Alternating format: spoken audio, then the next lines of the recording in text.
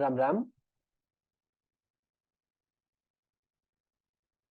गुरुरेव गतिः गुरुमेव भजे गुरुनैव सहास्मि नमो गुरवे न गुरोः परमं शिशुरस्मि गुरोर्मतिरस्ति गुरौ मम पाहि गुरो गुरुरेव गतिः गुरुमेव भजे गुरुनैव सहास्मि नमो गुरवे न गुरोः परमं शिशुरस्मि गुरोर्मतिरस्ति गुरौ मम पाहि गुरो गुरुरेव गतिः गुरुमेव भजे गुरुनैव सहास्मि नमो गुरवे न गुरोः परमं शिशुरस्मि गुरोर्मतिरस्ति गुरौ मम पाहि गुरो।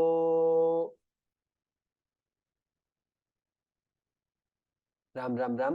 Swagatam. Welcome to all of you for today's class of Learn to Chant Vishnu Sahasranama Stotram.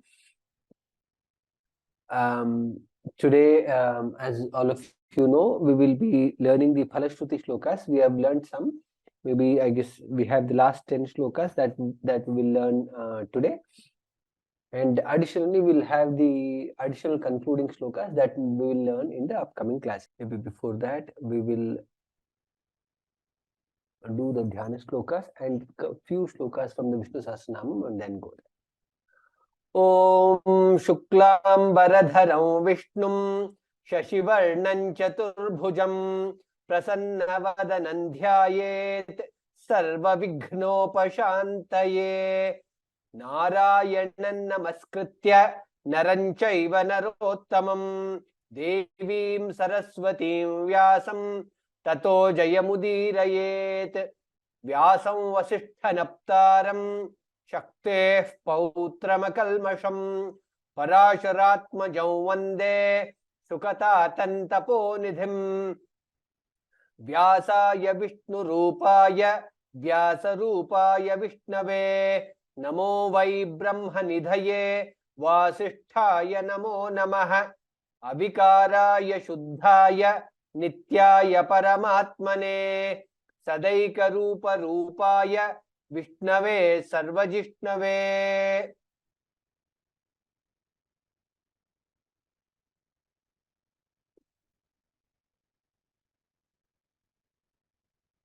We had Atha Dhyanam. Atha Dhyanam Kshirodanvat Pradeshe Shuchimani Vilasat Saikate Mauktikanam Mala Kliptasanasthaha Sphatikamani Nibhair Mauktikir Manditangaha Shubhrairabhrairadabrhairupari virachitair muktapiyushavarshaihi Anandinah punyadarinalina shankhapanir mukundaha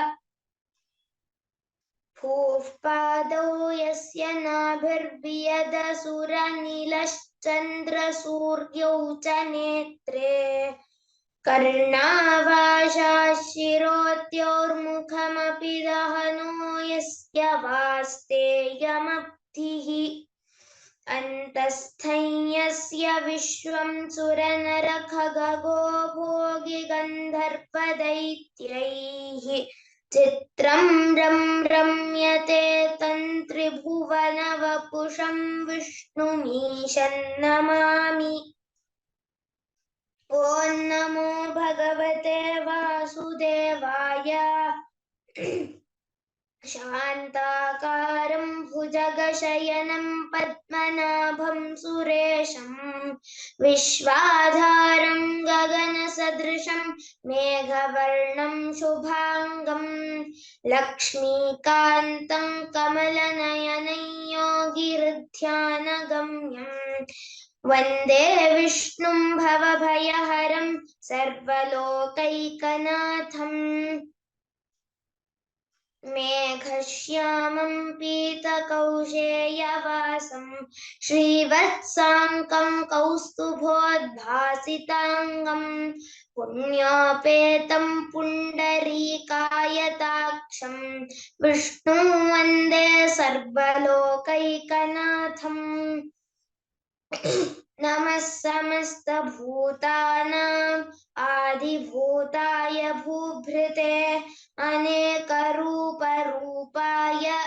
विष्णवे प्रभविष्णवे सशङ्खचक्रं सकिरीटकुण्डलं सपीतवस्त्रं सरसीरुहेक्षणं सहारवक्षस्थलशोभिकौस्तुभं नमामि विष्णुं शिरसा चतुर्भुजम् छायायां पारिजातस्य हेमसिंहासनोपरि आसीनमम्बुदश्यामम् आयताक्षमलङ्कृतं चन्द्राननं चतुर्बाहुं श्रीवत्साङ्कितवक्षसं रुक्मिणी सत्यभामाभ्यां सहितं कृष्णमाश्रये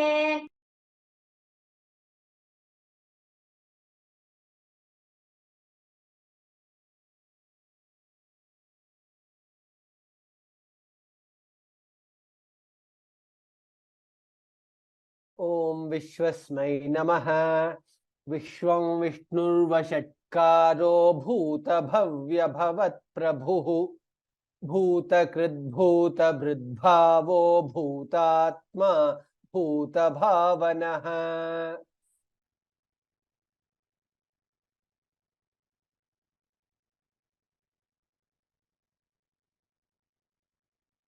वनमाली गदीशार्ङ्गी शङ्खी चक्री च नन्दकी श्रीमान्नारायणो विष्णुर्वासुदेवोऽभिरक्षतु।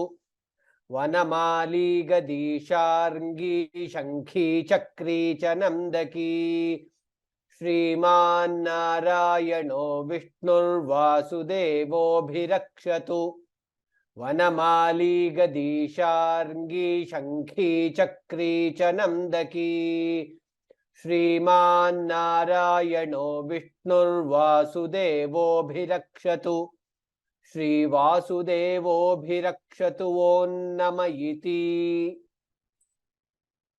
विद्या भीष्म उवाच भीष्म उवाच इतीदं कीर्तनीयस्य केशवस्य महात्मनः नाम्नां सहस्रं दिव्यानाम् अशेषेण प्रकीर्तितम् य इदं शृणुयान्नित्यं यश्चापि परिकीर्तयेत् नाशुभं प्राप्नुयात् किञ्चित् सोमुत्रेह च मानवः वेदान्तगो ब्राह्मणः स्यात् क्षत्रियो विजयी भवेत् वैश्यो धनसमृद्धः स्यात् शूद्रः सुखमवाप्नुयात्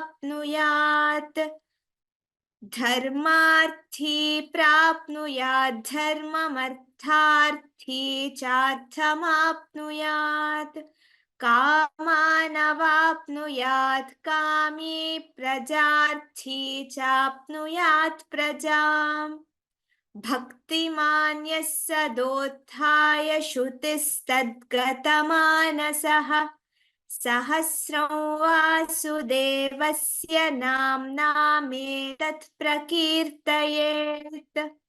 विद्या भक्तिमान् यः सदोत्थाय रिपीट भक्तिमान्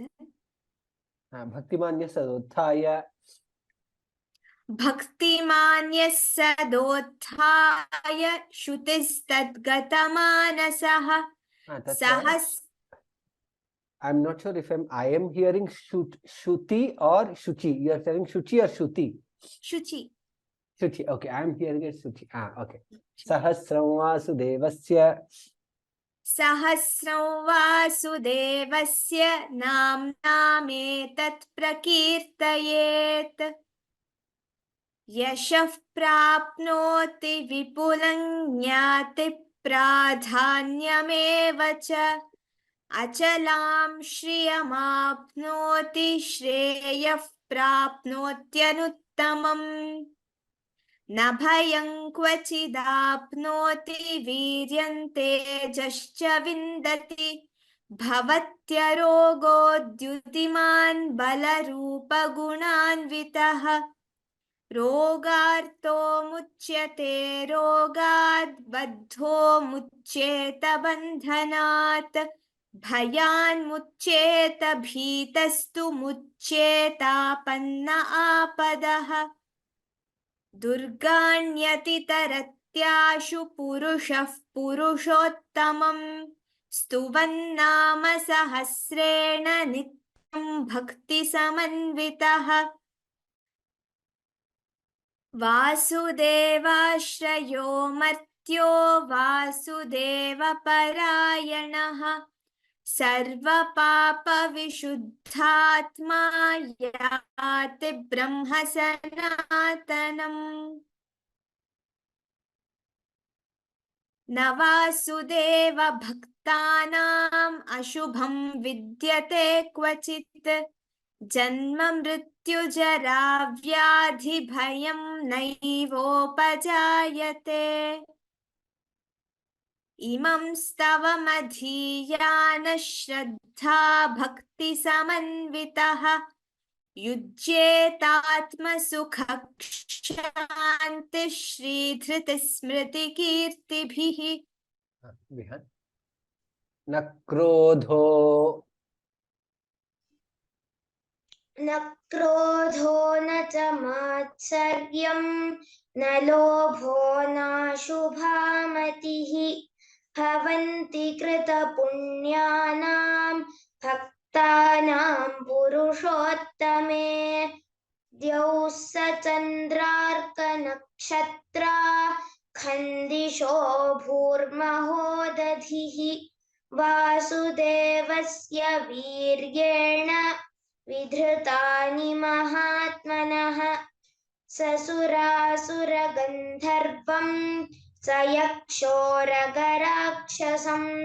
जगद्वशे वर्ततेदं कृष्णस्य सचराचरम् इन्द्रियाणि मनोबुद्धिः सत्त्वं तेजो बलं धृतिः वासुदेवात्मकान्याहुः क्षेत्रं क्षेत्रज्ञ एव च सर्वागमानामाचारः प्रथमं परिकल्पते आचारप्रभवो धर्मः धर्मस्य प्रभुरच्युतः ऋषयः पितरो देवा महाभूतानि धातवः जङ्गमं चेदं जगन्नारायणोद्भवम् योगो ज्ञानं तथा साङ्ख्यं विद्या शिल्पादिकर्म च वेदाः शास्त्राणि विज्ञानम् एतत् सर्वं जनार्दनात् एको विष्णुर्महद्भूतं पृथक् भूतान्यनेकशः त्रीन् लोकान् व्याप्य भूतात्मा भुङ्क्ते विश्वभुगव्ययः इमं स्तवं भगवतः विष्णोर्व्यासेन कीर्तितं पठेद्य इच्छेत् पुरुषः श्रेयः प्राप्तुं सुखानि च विश्वेश्वरमजं देवं जगतः प्रभुमव्ययं भजन्ति ये पुष्कराक्षं न ते यान्ति पराभवम् ॐ नम इति विद्या अर्जुन उवाच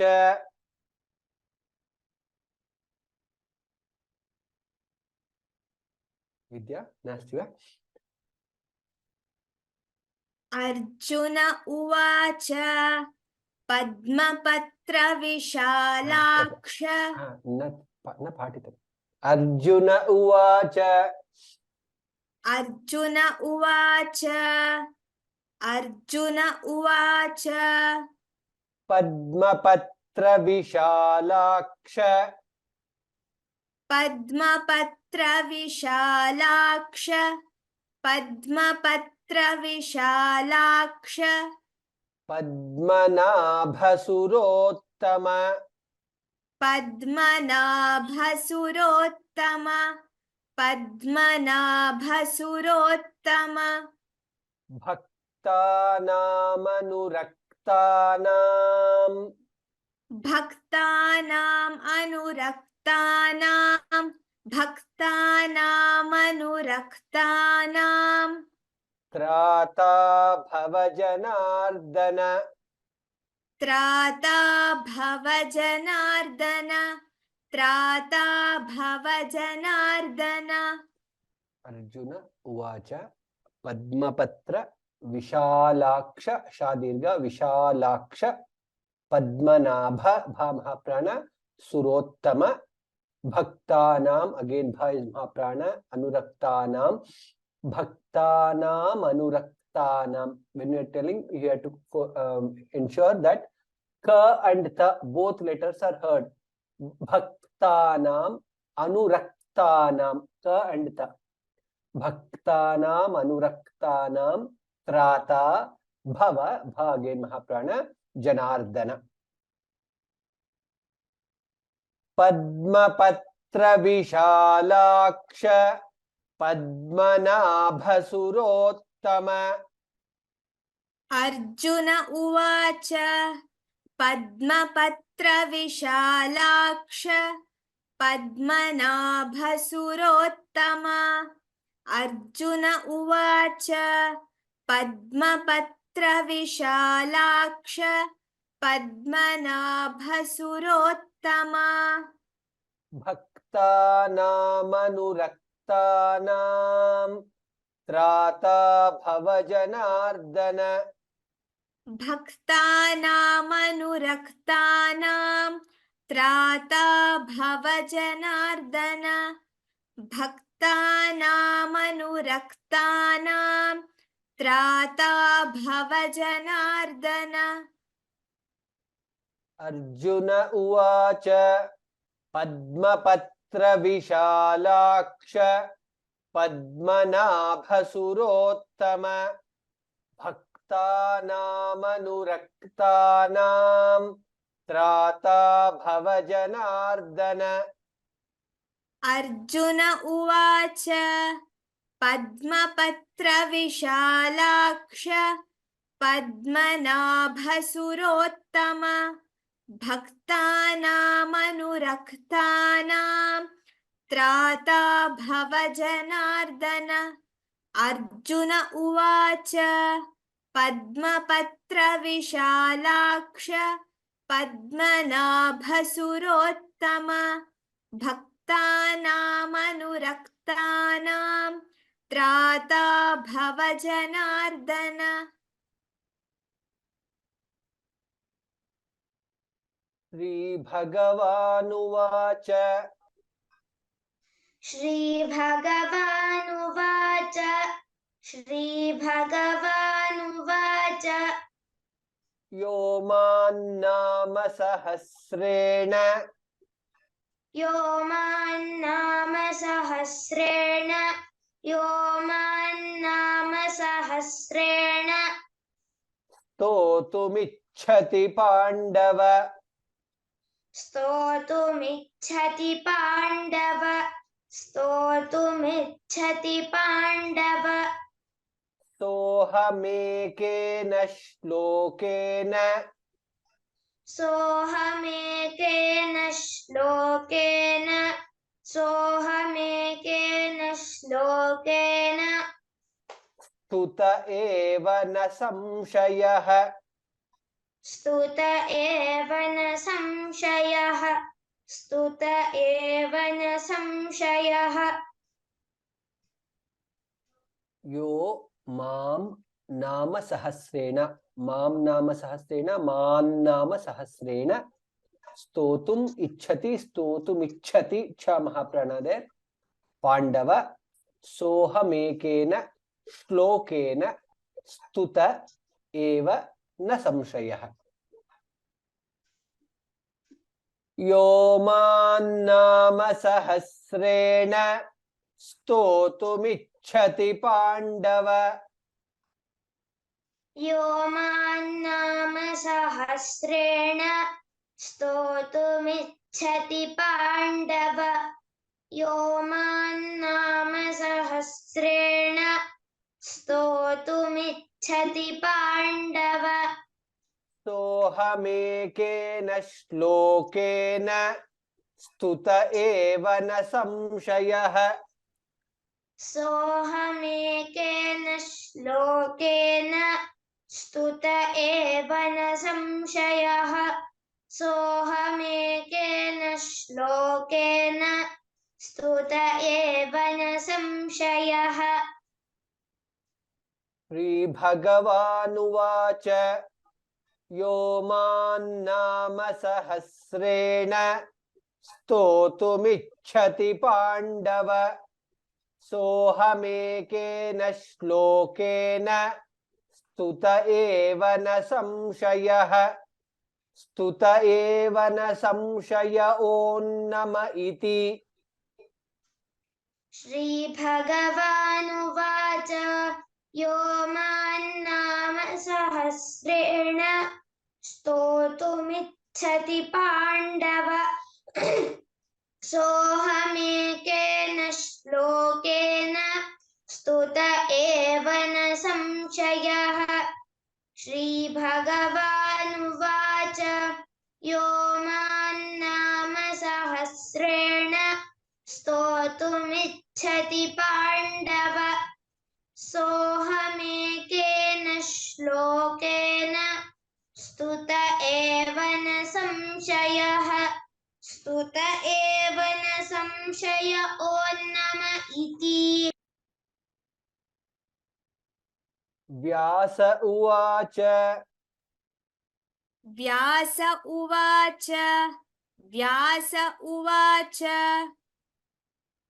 वासनाद्वासुदेवस्य वासनाद्वासुदेवस्य वासनाद्वासुदेवस्य वासितं भुवनत्रयम् वासितं भुवनत्रयम् वासितं भुवनत्रयम् सर्वभूतनिवासोऽसि सर्वभूतनिवासोऽसि सर्वभूतनिवासोऽसि वासुदेव नमोऽस्तु ते वासुदेव नमोऽस्तु ते वासुदेव नमोऽस्तु ते वासनाद्वासुदेवस्य वासितं भुवनत्रयं भा महाप्राण भुवनत्रयम्. In some of the textbook it could be vasitante jagatrayam. Both are correct. So in some books in some sampradaya they say vasitante jagatrayam. That is also correct. So if you tell that, that's also correct. But we will follow vasitam bhuvanatrayam. Sarvabhuta nivasosi. Bha is again mahaprana. Sarvabhuta nivasosi. Vasudeva namostute. Vyasa uvacha. वासनाद्वासुदेवस्य वासितं भुवनत्रयम्. व्यास उवाच वासनाद्वासुदेवस्य वासितं भुवनत्रयम्. व्यास उवाच वासनाद्वासुदेवस्य वासितं भुवनत्रयम्. सर्वभूतनिवासोऽसि वासुदेव नमोऽस्तु ते.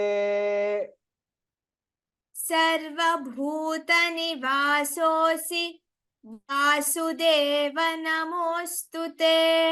सर्वभूतनिवासोऽसि वासुदेव नमोऽस्तु ते. व्यास उवाच वासनाद्वासुदेवस्य वासितं भुवनत्रयम्.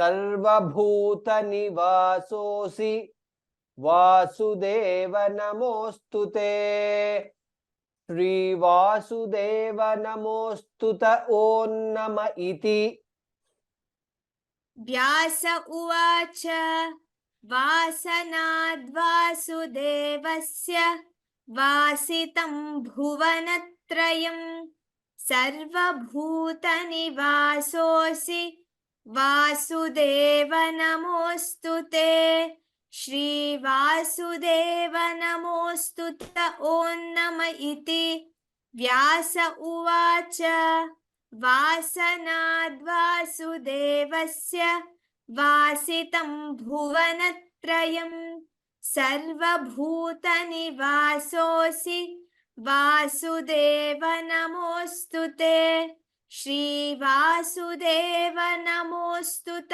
ॐ नम इति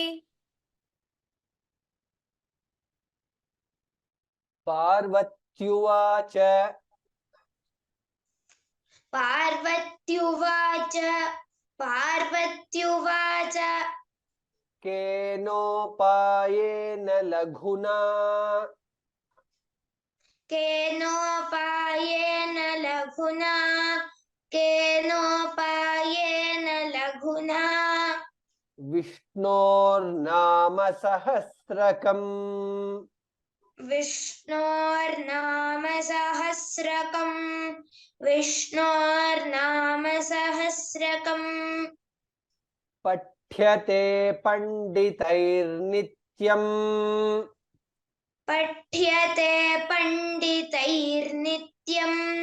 पठ्यते पंडितैर्नित्यम् श्रोतुमिच्छाम्यहं प्रभो श्रोतुमिच्छाम्यहं प्रभो श्रोतुमिच्छाम्यहं प्रभो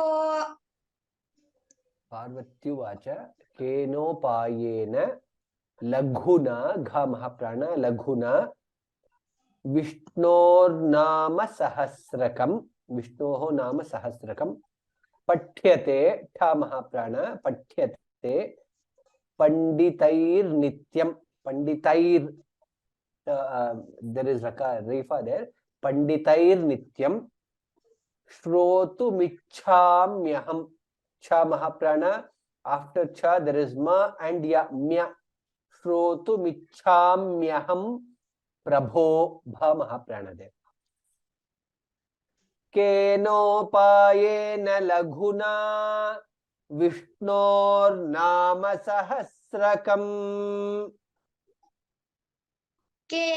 केनोपायेन लघुना विष्णोर्नाम सहस्रकम् केनोपायेन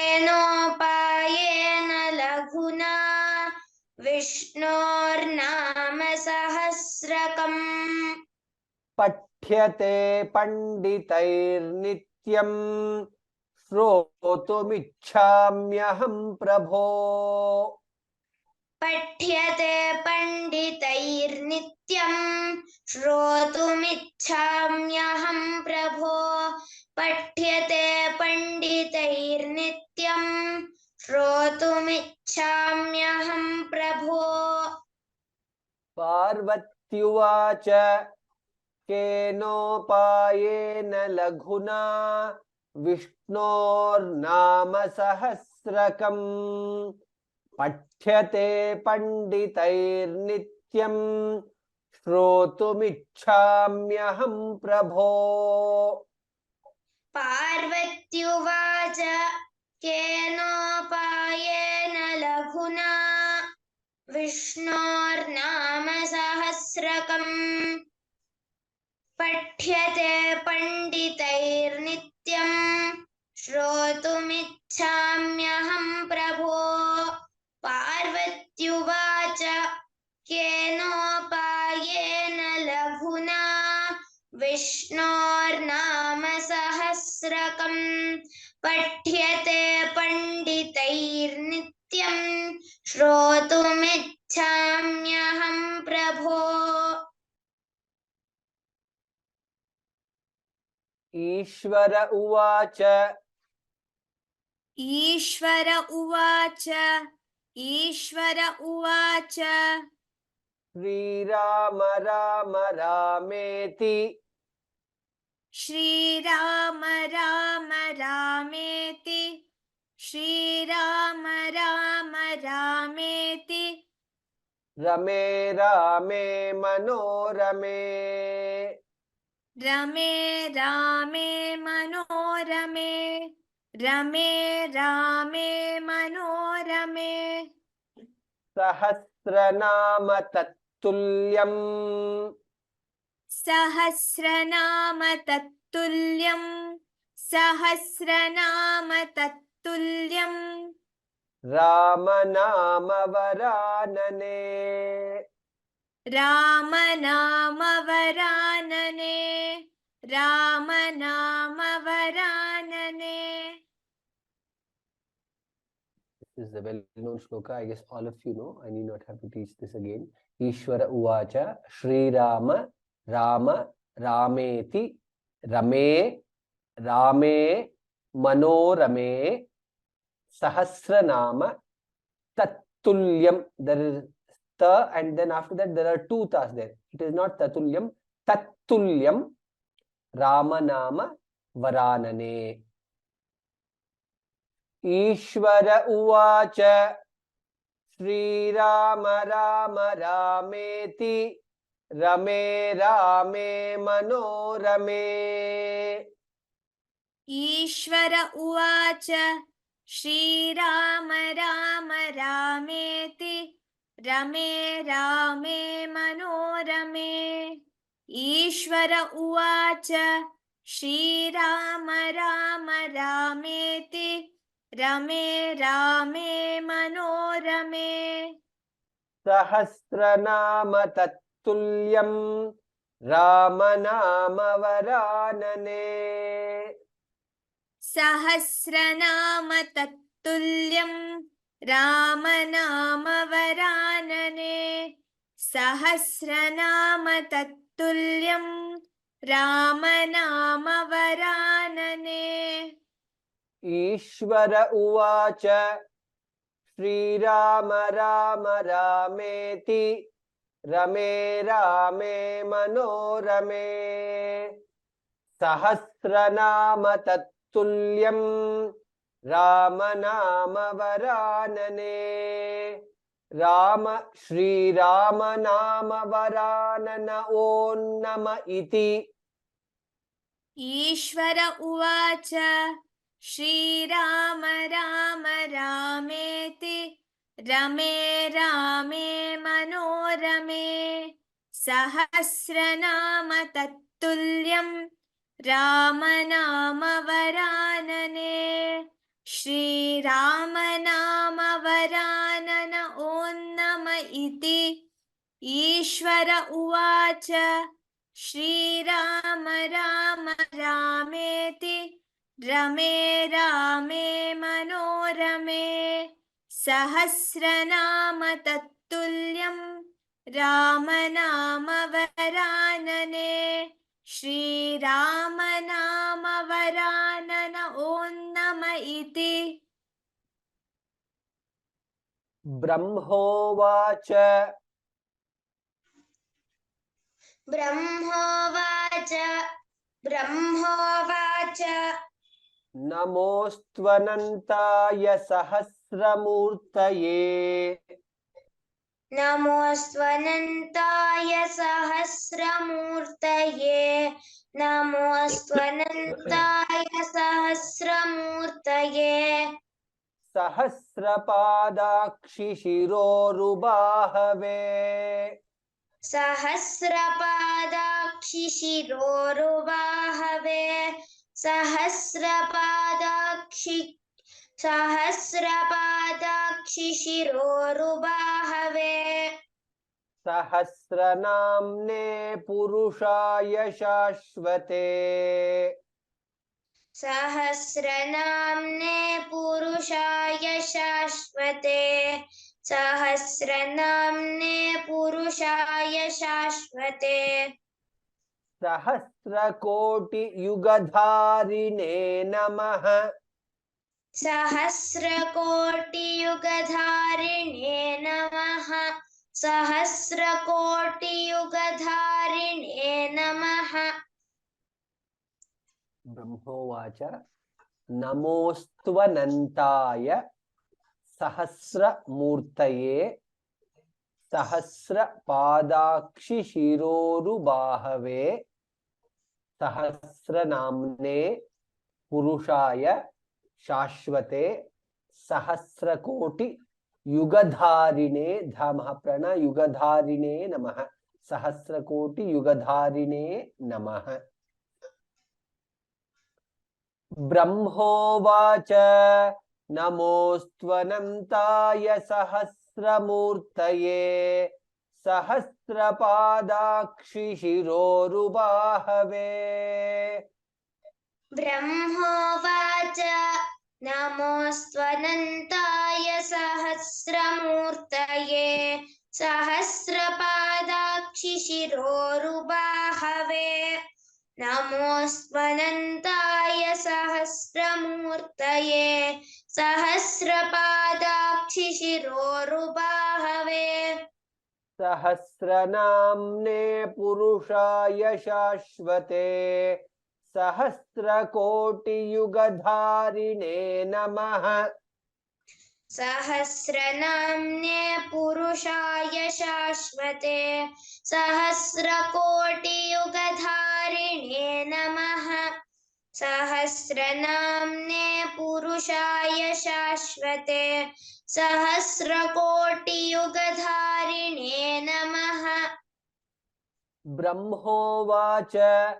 नमोऽस्त्वनन्ताय सहस्रमूर्तये सहस्रपादाक्षिशिरोरुबाहवे सहस्रनाम्ने पुरुषाय शाश्वते सहस्रकोटियुगधारिणे नमः सहस्रकोटियुगधारिणे ॐ नम इति ब्रह्मोवाच नमोऽस्त्वनन्ताय सहस्रमूर्तये सहस्रपादाक्षिशिरोरुबाहवे सहस्रनाम्ने पुरुषाय शाश्वते सहस्रकोटियुगधारिणे नमः सहस्रकोटियुगधारिणे ॐ नम इति ब्रह्मोवाच नमोऽस्त्वनन्ताय सहस्रमूर्तये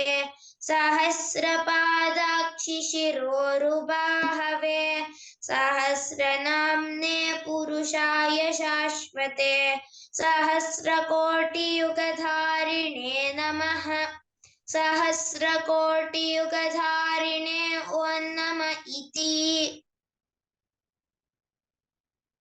संजय उवाच संजय उवाच संजय उवाच यत्र योगेश्वरः कृष्णः यत्र योगेश्वरः कृष्णः यत्र योगेश्वरः कृष्णः यत्र पार्थो धनुर्धरः यत्र पार्थो धनुर्धरः यत्र पार्थो धनुर्धरः तत्र श्रीर्विजयो भूतिः तत्र श्रीर्विजयो भूतिः तत्र श्रीर्विजयो भूतिः ध्रुवा नीतिर्मतिर्मम ध्रुवा नीतिर्मतिर्मम ध्रुवा नीतिर्मतिर्मम संजय उवाच यत्र योगेश्वरः कृष्णः यत्र पार्थो धामः प्रण पार्थो धनुर्धरः बोथ ध आर महाप्राण धनुर्धरः तत्र श्रीर्विजयो भूतिः श्रीर्विजयो भूतिः भा महाप्राण ध्रुवा धा अगेन महाप्राण ध्रुवा नीतिर्मतिर्मम there are two rakaras there Nitir matir mama. Nitir matir mama.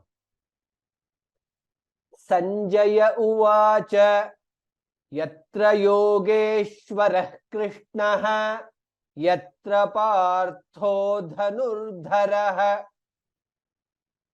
Sanjaya uvacha yatra yogeshwarah Krishnaha yatra partho dhanurdharah.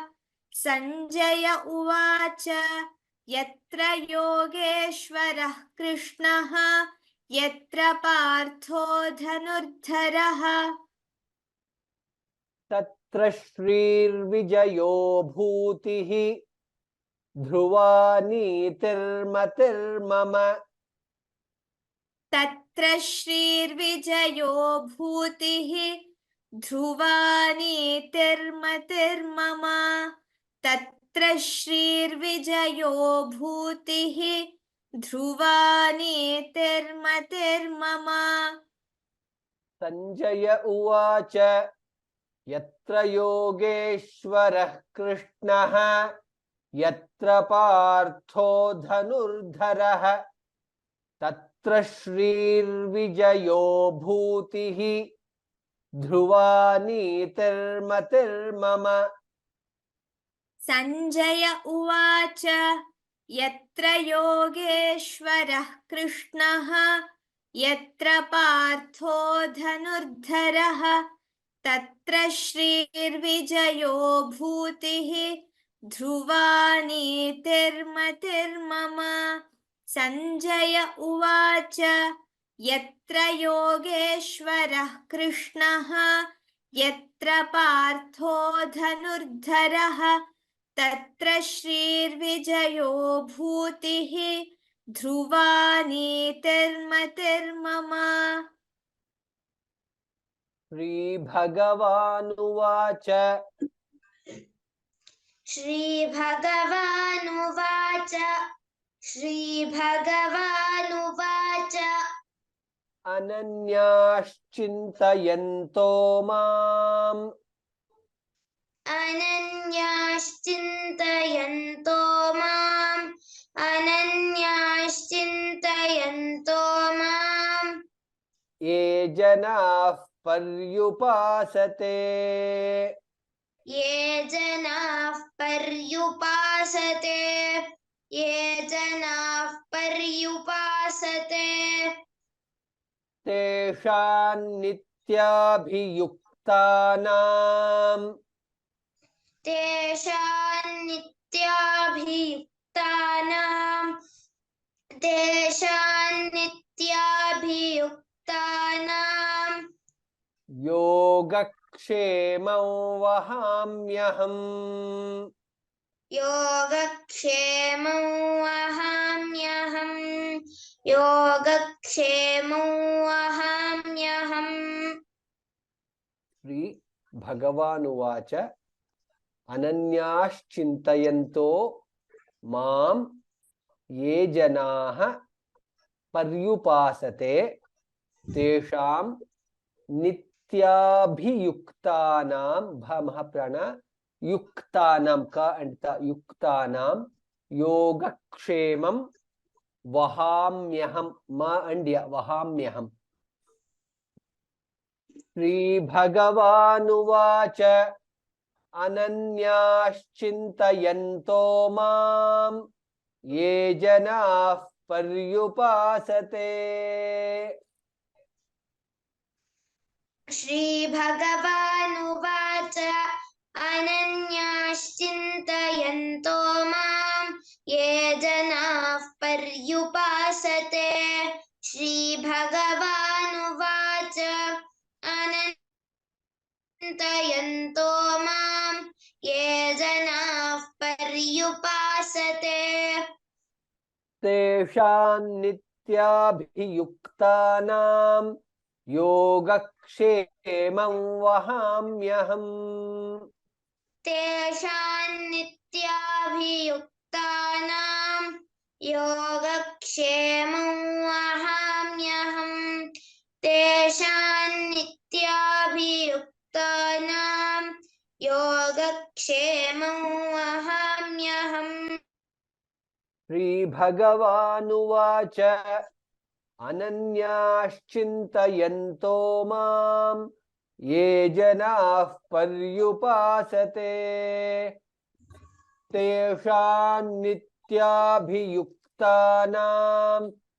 योगक्षेमं वहाम्यहम्। श्रीभगवानुवाच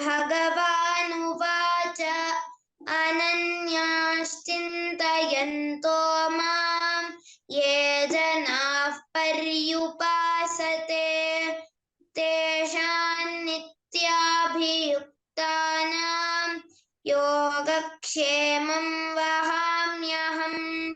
श्रीभगवानुवाच अनन्याश्चिन्तयन्तो मां ये जनाः पर्युपासते तेषां नित्याभियुक्तानां योगक्षेमं वहाम्यहम्।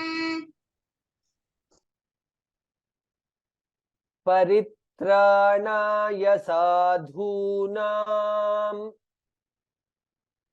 परित्राणाय साधूनां परित्राणाय साधूनां विनाशाय च दुष्कृतां विनाशाय च दुष्कृतां विनाशाय च दुष्कृतां धर्म संस्थापनार्थाय धर्म संस्थापनार्थाय धर्म संस्थापनार्थाय संभवामि युगे युगे संभवामि युगे युगे संभवामि युगे युगे।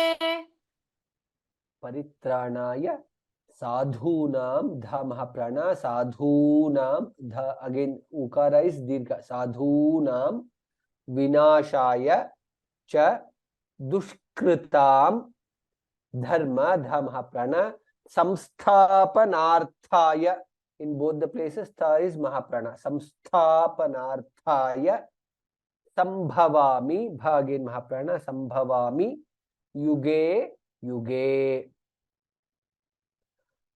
परित्राणाय साधूनां विनाशाय च दुष्कृतां परित्राणाय साधूनां विनाशाय च दुष्कृतां परित्राणाय साधूनां विनाशाय च दुष्कृतां धर्म संस्थापनार्थाय संभवामि युगे युगे धर्म संस्थापनार्थाय संभवामि युगे युगे धर्म संस्थापनार्थाय संभवामि युगे युगे। परित्राणाय साधूनां विनाशाय च दुष्कृतां धर्म संस्थापनार्थाय संभवामि युगे युगे परित्राणाय साधूनां विनाशाय च दुष्कृतां धर्म संस्थापनार्थाय संभवामि युगे युगे परित्राणाय साधूनां विनाशाय च दुष्कृतां धर्म संस्थापनार्थाय संभवामि युगे युगे।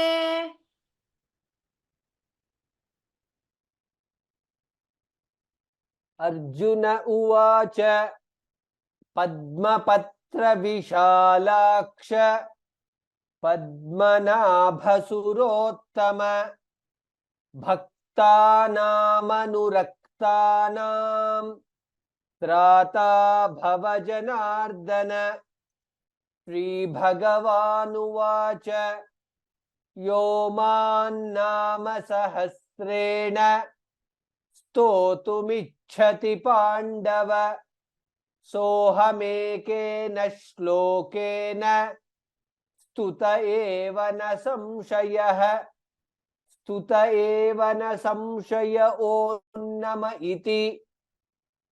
व्यास उवाच वासनाद्वासुदेवस्य वासितं भुवनत्रयम् सर्वभूतनिवासोऽसि वासुदेव नमोऽस्तु ते।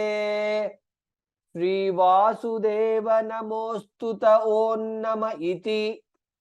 पार्वत्युवाच केनोपायेन लघुना विष्णोर्नाम सहस्रकम् पठ्यते पंडितैर्नित्यम् श्रोतुमिच्छाम्यहं प्रभो।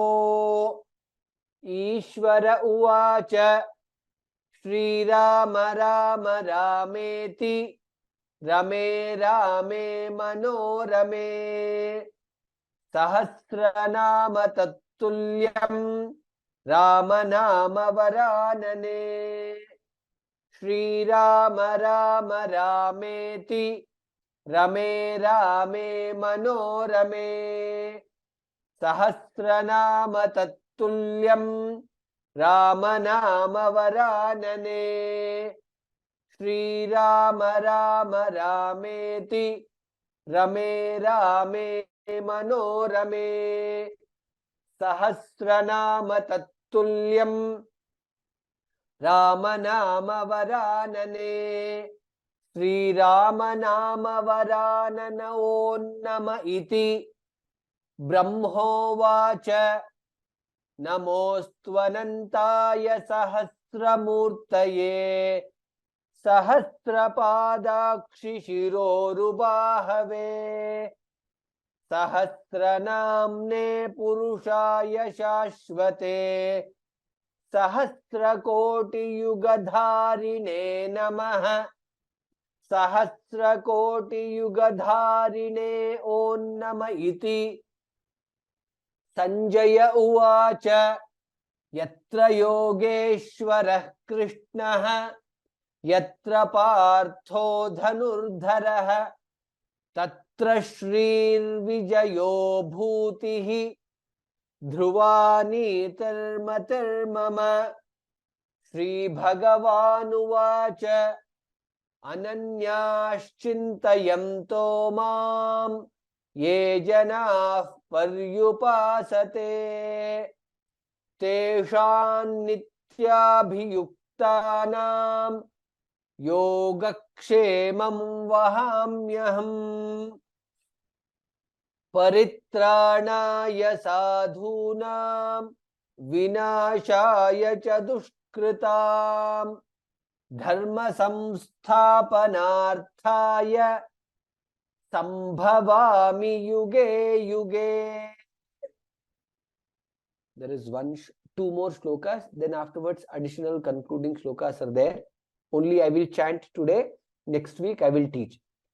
आर्ता विषण्णाः शिथिलाश्च भीताः घोरेषु च व्याधिषु वर्तमानाः संकीर्त्य नारायण शब्दमात्रं विमुक्तदुःखाः सुखिनो भवन्ति।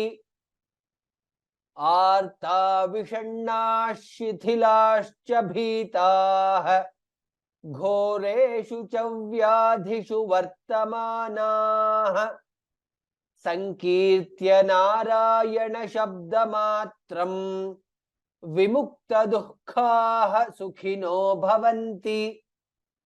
आर्ता विषण्णाः शिथिलाश्च भीताः घोरेषु च व्याधिषु वर्तमानाः संकीर्त्य नारायण शब्दमात्रं विमुक्तदुःखाः सुखिनो भवन्ति। Kayena vacha manasendrayirva buddhyatmana va prakrite swabhavat karomi yadyat sakalam parasmai narayanaayeti samarpayami sarve bhavantu sukhinah sarve santu niramayah sarve bhadrani pashyantu ma kaschid dukkha bhag bhavet.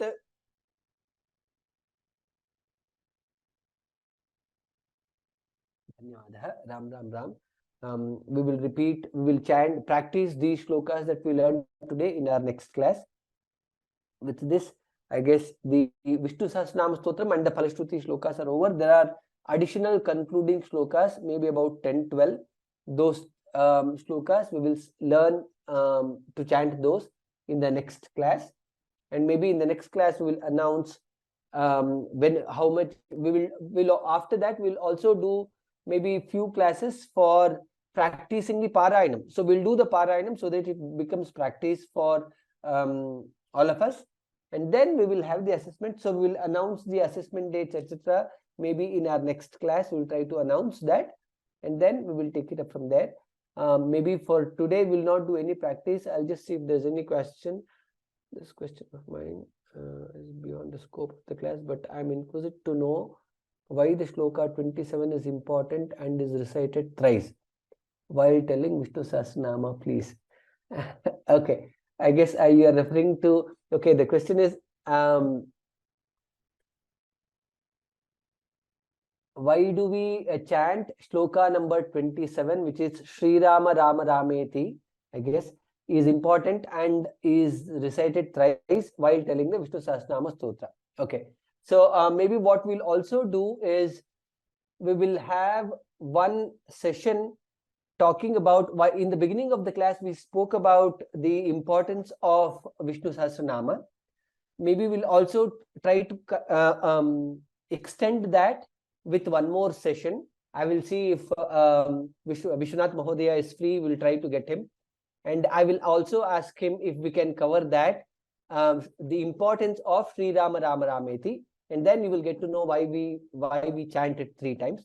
We'll try to answer that in our upcoming classes. If not, at least the next class, in the upcoming classes, we'll try to cover that. I know it is important for all of us to know. We'll try to cover that. Of course, that itself, the importance of that shloka itself can go on for 1 hour or more than that. We'll try to tell it, let's say in 5 minutes, so that we know at least at a high level importance. We'll try to do that. We'll get Vishwanath or somebody else to try doing that. Okay. Dhanyawadaha. Ram Ram Ram. We will definitely meet in the next class and see, look for other announcements. Ram Ram Ram.